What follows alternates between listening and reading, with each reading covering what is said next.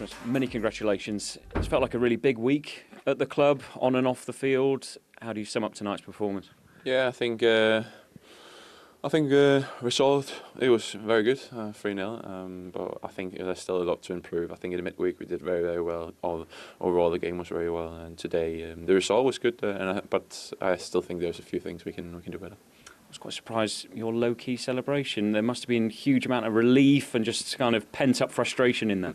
Yeah, yes, obviously, like it's been a while, and yeah, I've been a bit disappointed with myself, to be honest. But again, I've been looking forward to score this goal for a long time, obviously. But I know it was just a matter of time and just about keep working hard and. Yeah, just let all the noise not distract me and just keep working on the pitch. And for those who wait, good things come. And a word on your captain. He's had a decent week. 5 goals, a couple of assists tonight. You know, he's been talked about as a potential United great. Yeah, for me, he is. I have been watching him both as a fan and now as a teammate, and yeah, I would say like his qualities is incredible. The level he shows, both on and off the pitch, is incredible. And yeah, he's a great leader, even though he gets a bit of stick sometimes for showing his arms. But I think he does it in a good way, and everything he means is to make the team better. And you see the quality today again. He's definitely very, very, very, very good player. Just finally, I hate to end on a negative, but Aiden made his full Premier League debut tonight and looked really assured again. Looked brilliant in the week, but looked in huge pain. Yeah, I didn't see what happened, but I'm very happy for Aiden. Obviously not tonight, but like in general, I think the youngsters has done well. Everyone who's come in has taken a big responsibility for the guys who's been obviously we've had some injuries, but I think the youngsters have stepped in and done well. I think like the likes of Harry getting his debut as well today. Chilo's done well. Aiden and also Toby. So all these guys has done a great job, and yeah, very, very impressed by them. Well played tonight. Thank you. He did eventually smile. Dion, you desperately wanted him to smile in that, and he's got reason to smile because an impressive performance on Thursday, and he finally got the goal that he and Manchester United desperately needed. Yeah, he did, and it was always going to happen. He was always going to get it because you don't work as hard as him and not get a little bit of luck sooner or later. But I think it's just the players around him haven't seen those runs or haven't really appreciated the amount of work that he does. But to get his goal, he took it incredibly well. The ball was brilliant. He had a long way to travel with the ball, get it under control. Now he's on his way. He's thinking, there he goes. He's turned his back. He knows exactly who's on the ball. And he's thinking, I'm going to get closed out. I'm going to get closed down. Nobody's closed me down. Let me just strike that ball across the defender. It was just poor defending. Yeah, I mean, it's been Leicester City's issue kind of all season. Initially, Coady does great, wins it, goes into midfield, wins it again. OK, he's a little bit out of position. And then United do well. They keep it, they recycle it. You wait for the moment. Who do we get it to? Get it to Bruno. And Hojlund knows this ball's going to go on behind. And I think United are better on the counter-attack.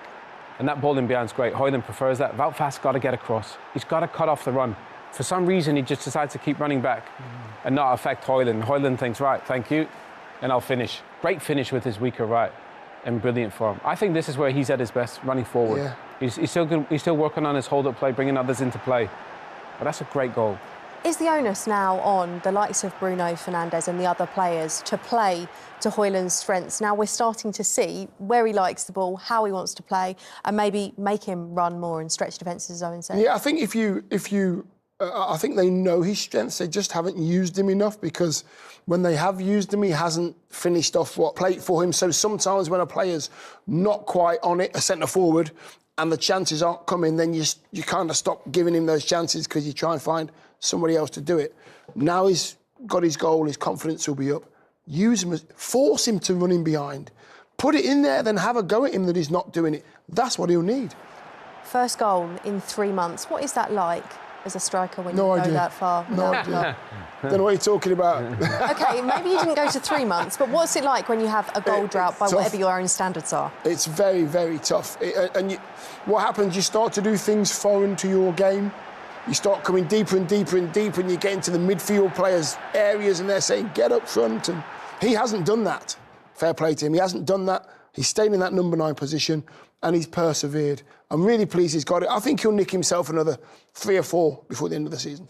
First goal in 3 months for him, and also a first goal for Alejandro Garnacho tonight in 25 matches. He thought he'd scored. He did his trademark celebration.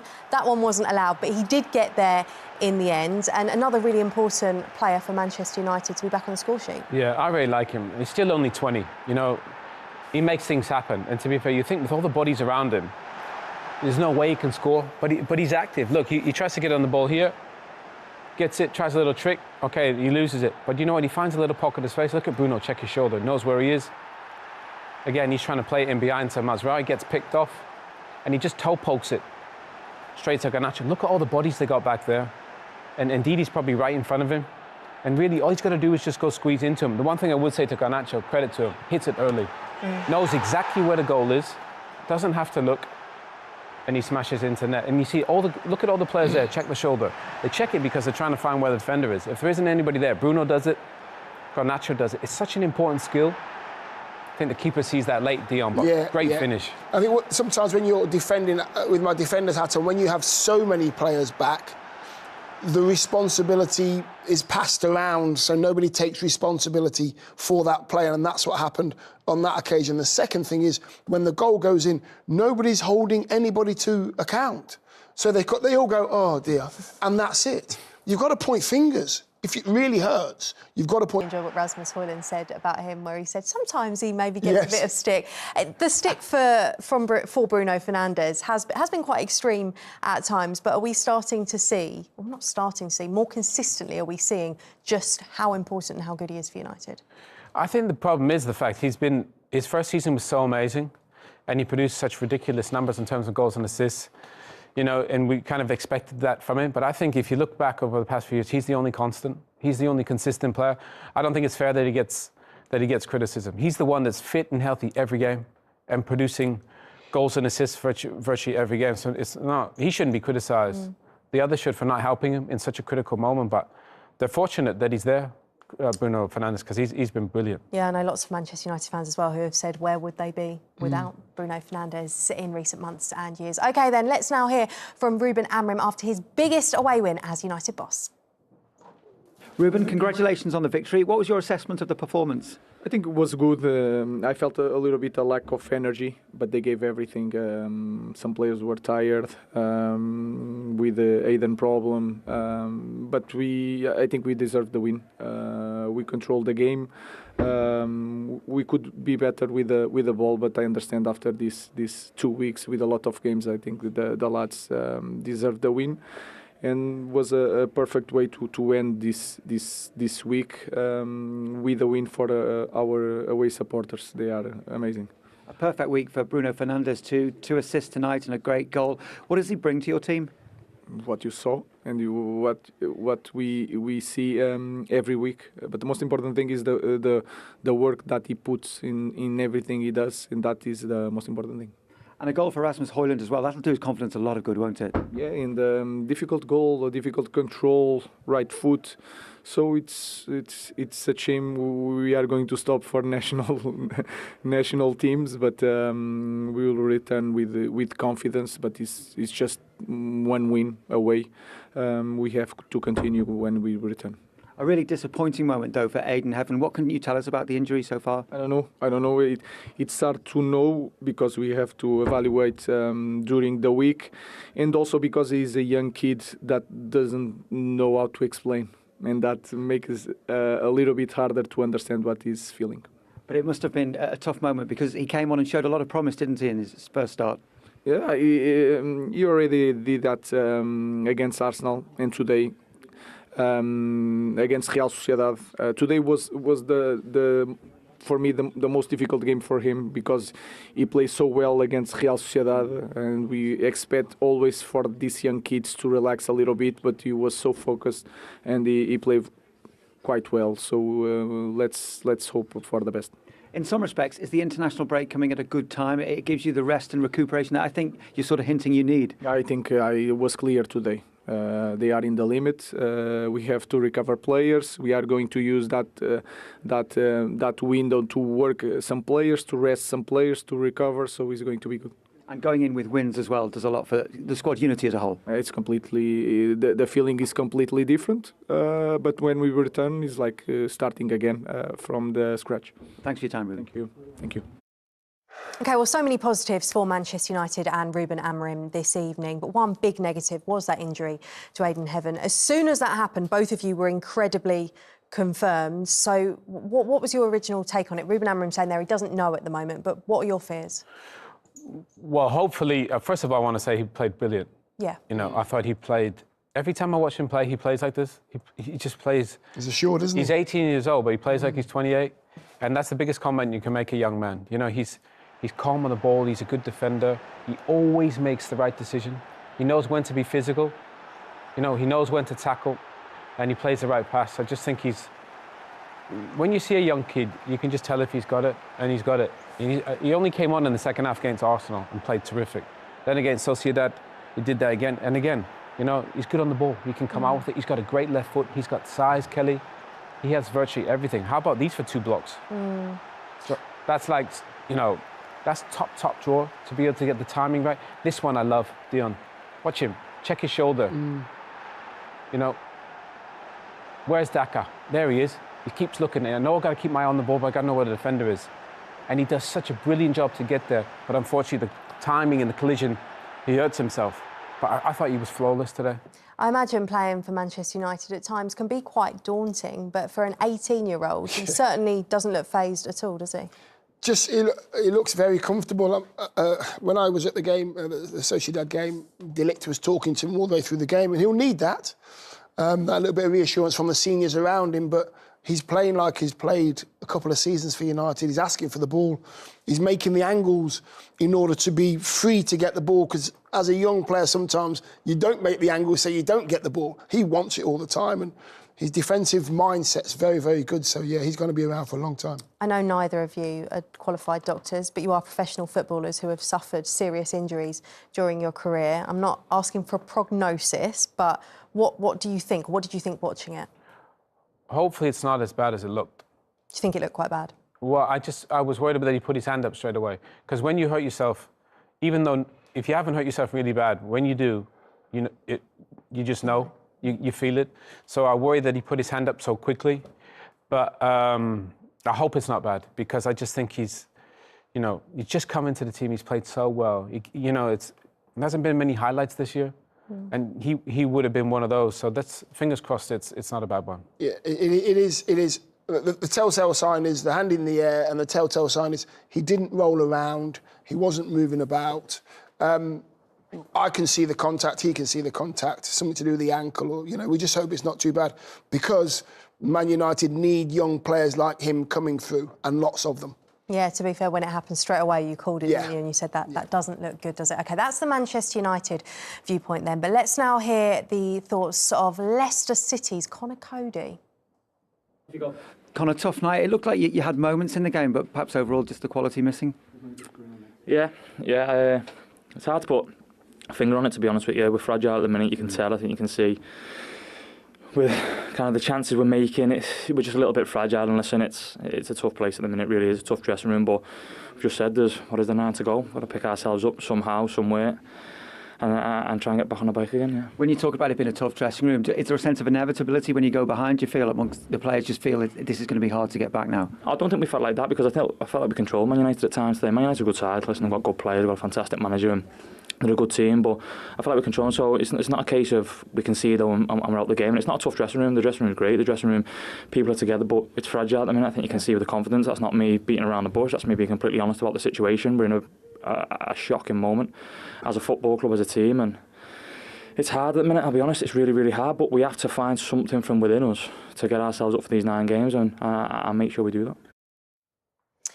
As always, very honest there from Conor Coady. You can see the pain in his face and his voice, and it's not too surprising when you see this. Leicester making unwanted Premier League history, 7 home defeats without even scoring. That is a top-flight record at home. Dion, Conor is someone that you know. You've worked with him. He wears his heart on his sleeve. It'll be hurting him more than most people. but do you agree with what he's saying there, that confidence is fragile? They're in a shocking run of form, he says. It is, yeah, and I've been in that situation in relegation fights where you just need one decent result just to get you re-energised again, and they just cannot find that result, and that's what they need. They need characters like him. He'll take charge. He'll come out and do the talking because they probably sent him out because he's the most senior one to do and speak sensibly. And it's not over yet for Leicester. They will not allow that to be spoken about in the dressing room, but they have to do something pretty soon, and that's just get a win.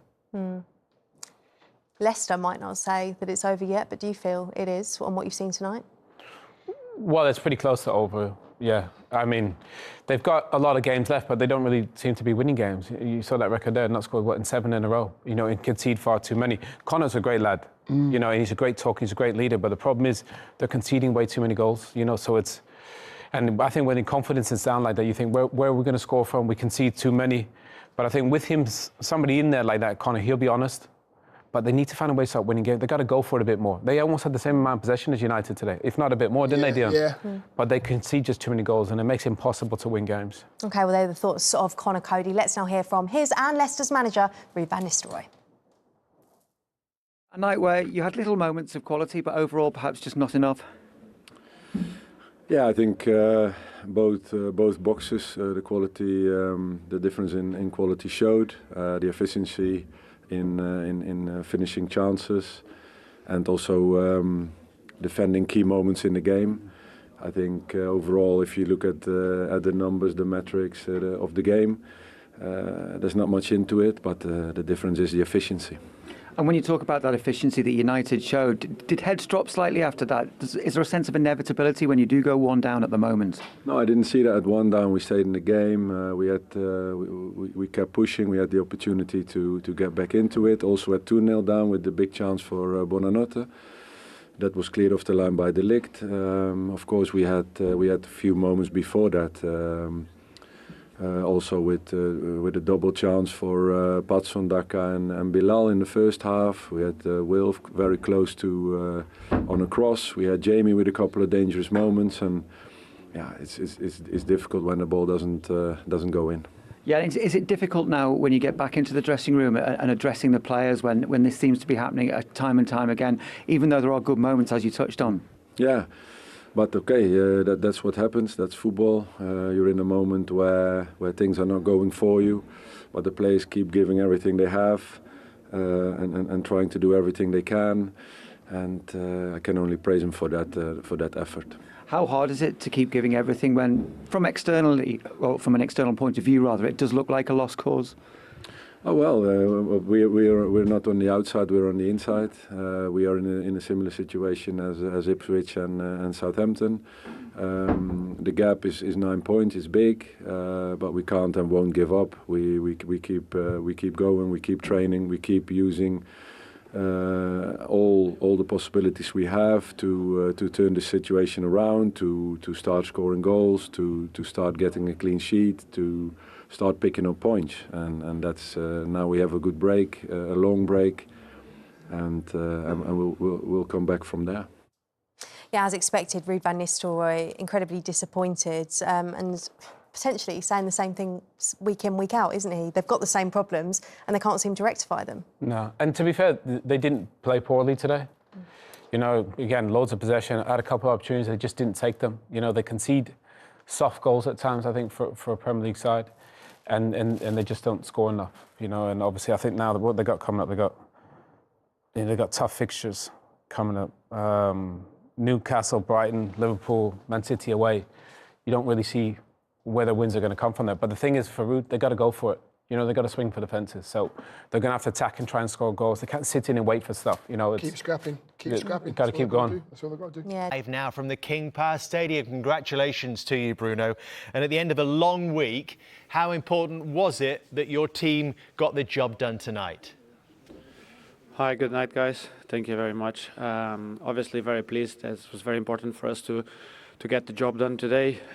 We know Leicester is fighting for their lives at the moment to get some points. We knew it would be difficult, but we had to be at our best level. I think in the first half we commit a lot of mistakes in not in build-up, but probably in transition. We lost too many balls. But then I think in the second half we were much better getting in control of the game and getting the goals. I wonder if a few weeks ago you would have gone on to win a game like this, Bruno, in the manner that you have tonight. Do you feel like the team is improving? Yeah, I think we can feel that. Obviously against Arsenal we were a little bit more deep in on the pitch because we felt that they didn't have much up front in terms of pace. Obviously, Nueri is a lot of pace, but probably was the only one that could make runs. So for us was to stay deep, give them the ball, and then trying to make some transitions. And in the second half, we showed a little bit more football against Sociedad. Obviously, different game, different competition. We played very well on the ball. We were very brave. And tonight, again, as I said, I think in the first half we could have been a little bit better. But I think you can see some progress. But obviously, this progress has to go on and on because we have the upcoming games are very important and against probably now the next one against one of the best teams playing in the Premier League, doing very well this season. So we need to be aware of that. Bruno, Phil Jones, congratulations again on the win. Another assist, another goal. But just how important was it for Rasmus Hojlund tonight to get back on the score sheet? Hi Phil, good night. Always nice to speak to you. Was very important for us because obviously, as I said, for strikers it's about scoring goals. And they want to score goals. They want to be involved in the main things because it's about that for them. They need to feel important. They need to feel that they are getting into the score sheet because the runs and everything he does for the team, it's important. But obviously for his own feeling is very important to score goals. And I'm very happy and very pleased. I hope for the next 2 weeks he doesn't score anymore because he's going to play against me in the national team. And then when we get back, he can get back to score goals again. Mind you, if he scores against you, you'll probably score against him because you're just in this incredible form right now, Bruno. Only Mo Salah and Erling Haaland have more goal involvements than you this season. What do you put your form down to? No, I don't put my form on anything. I just focus on doing the best I can for the team. Obviously, I want to score as many goals as I can and do as many assists as I can because it's a big part of my game. And I need to assist my teammates like I did today to Rasmus and to Garner. I need to get into the edge of the box and try to get that goals because it's one of my qualities also. But this is the main thing for me is getting points now in the league. We want to get as up as possible for us to finish the season as strong as we can. And in the Europa League, obviously, we have a tough team now to get through, but we have 2 games away first and then at home that we want to win. And that's the main focus for me. It's to help the team in the best way I can. Bruno, we've just been looking at your assists while you've been talking there. Was the second one definitely your touch or was it off Jamie Vardy? Have a look. I was sorry, they turned it around. Do you think you got the touch? No, it's my touch. If it's Jamie, the ball goes to the edge of the box. I have to claim this. Of course you do. Every number counts. Listen, Bruno, we have to talk to you about the captaincy and leadership. You've been questioned. You've had some vocal critics in the last couple of weeks. How much does that hurt you or does it motivate? You've had some vocal critics in the last couple of weeks. How much does that hurt you or does it motivate you? I think both. Obviously, it's to hear bad things about you. That's I think no one likes it. But at the same time, a lot of margin for improvement in my game, in my leadership, in everything I do, even in my own life. Well, thank you very much, Bruno, for addressing that. And for the rest of the season and congratulations tonight. Thank you very much. Thank you, guys. Have a good night. Well, he is leading by example, isn't he? He is. We spoke about him at the start of the show. Listen, leaders come in all different kinds. He certainly leads by example for me. The times that I spent with him in the training ground, on the pitch, he was always great with the young lads. He always set the tone for the tempo of the training session, and at the minute he's carried the team a little bit when he's needed. He's needed to produce some big goals, some big moments, and big players do that. Do the other players? I mean, we're just seeing this graphic, and we should note the other names that are on that list as he reaches the 50, because it was definitely his touch. He told us, not Jamie Vardy's for the second one tonight.